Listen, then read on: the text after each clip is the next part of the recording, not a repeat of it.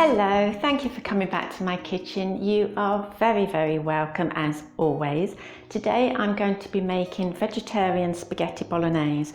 Now I make it with this Quorn mince. Been making it for years. You can get this is the fresh Quorn mince, but you can also get it in a frozen version. What I do, I need to get this back in the freezer because all this is frozen and this one I'm using today isn't. So it comes in a box about that big, the fresh one. As soon as I get it, I split it into 4 and I put it in little bags, roll the bags up, put them back in this case thing. Let's put it closer so you can see it. Sorry, I'm chattering away and you can't see it. And put it all in the freezer. So today I am using 1/4 of the amount you get, which is 350 grams, and I've written it down, I've worked it out. So that's approximately 87 grams or roughly 3.5 ounces. And I'll just get this back in the freezer before it defrosts. And I have done cottage pie made with the mince, so leave the link somewhere so you can go and check that out too. I find the Quorn mince is by far the best, but you can use any mince. If you're used to using a different vegetarian mince, you can use that too. So let's get started. I better bring you down here so you can see what we're doing. So first things first, I'm going to put some olive oil into a large saucepan. Probably don't need one this large. I don't know why I always do it in this one. I just do. You get used to things, don't you? So probably 2 to 3 tablespoons. I'm always very generous with olive oil because it's very good for you. So I'll heat that. And next I'm just going to cut the onion.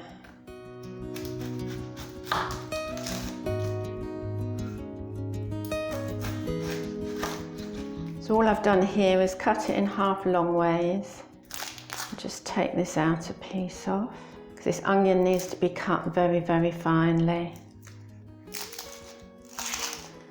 So for those who know how to cut onion finely, you can skip ahead. For those who don't, I will show you. This bit is used to kind of hold it at the end. And just cut along the onion. Then I cut across the onion. Be very careful of your fingers. And then just down in the smallest pieces possible.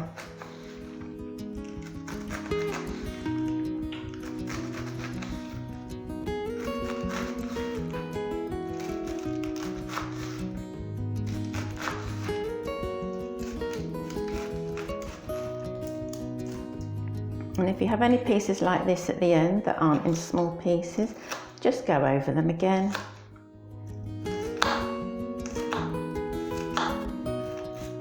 There, you see how small that is. And I'll just pop that into the pan.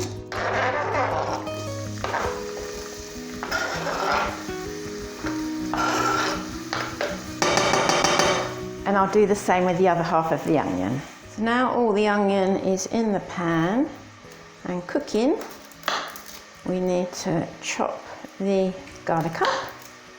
And I do this exactly the same. I never use a garlic press. It's just a waste of time. You lose far too much garlic and there's no need to obliterate the garlic. It can just be chopped. It's quite easy.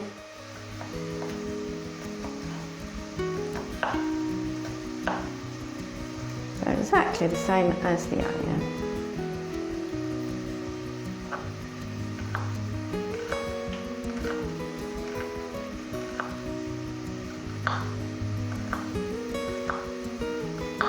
And once you get to this point, just go over it to chop it more finely.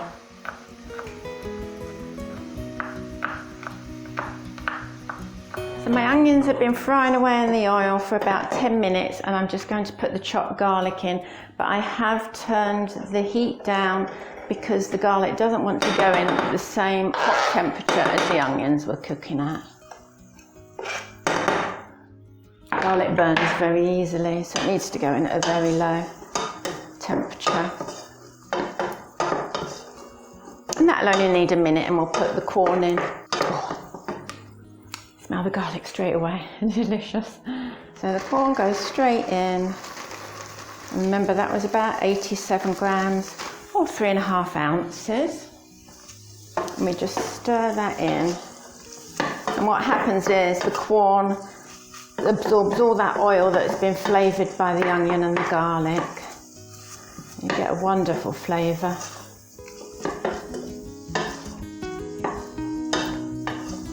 So the next thing we're going to put in is a small tin of tomatoes, and this is Italian chopped tomatoes, Tesco's Italian chopped tomatoes, and it's got the grams on here somewhere, 227 grams. Now you can put this in just as it is, but what I do is I blitz it with one of these so it's smoother.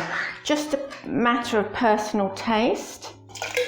It's fine as this, as chopped tomatoes, but I will just give it a whiz so it's nice and smooth. And that's going to go straight in the pan.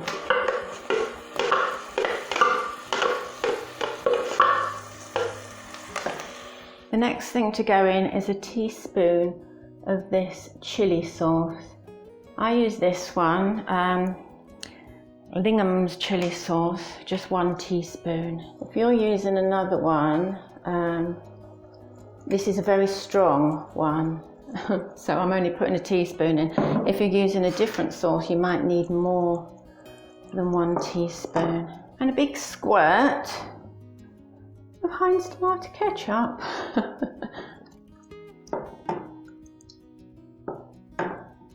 If you don't have tomato ketchup, you can use tomato puree and a little bit of vinegar.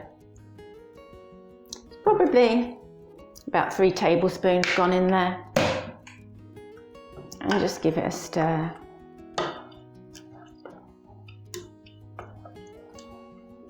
Next, I'm just going to make a 1/4 pint, which is, let me check, I'll work that out, 1/4 pint or 175 grams of stock.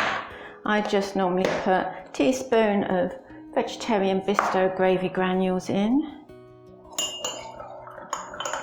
And I know that this is the right amount in here. With boiling water. And this just gets tipped in with everything else. Give it a stir.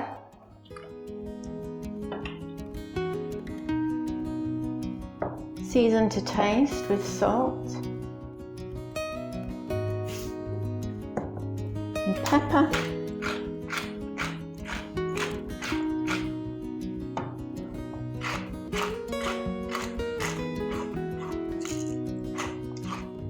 Pop the lid on, and that needs to be brought to the boil, and you just simmer it for 15 minutes. Meanwhile, I've put a pan of water on to boil, and I'm just going to put my spaghetti in.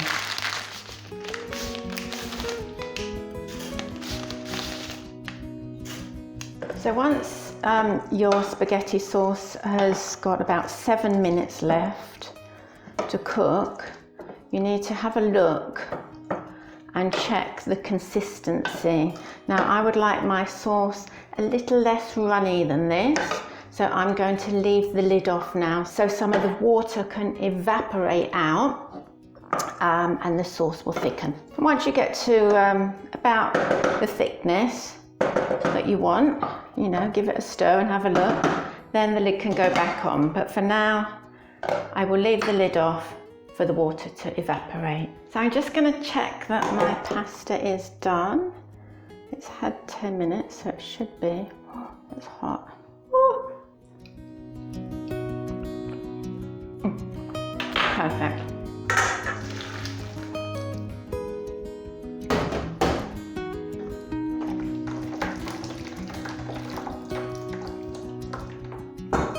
So the sauce and the pasta are now done. Normally what I'll do is I'll tip the pasta straight into the sauce, but because I'm on my own tonight, so I want to freeze some of this sauce today, I will tip my pasta onto the plate and then just put the sauce on top.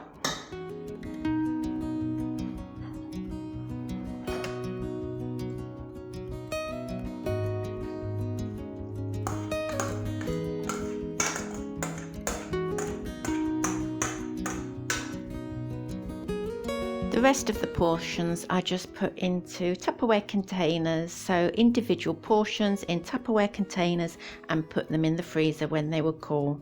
I hope you've enjoyed this recipe. If you have, give it a thumbs up and subscribe if you haven't already, and I hope to see you again next week.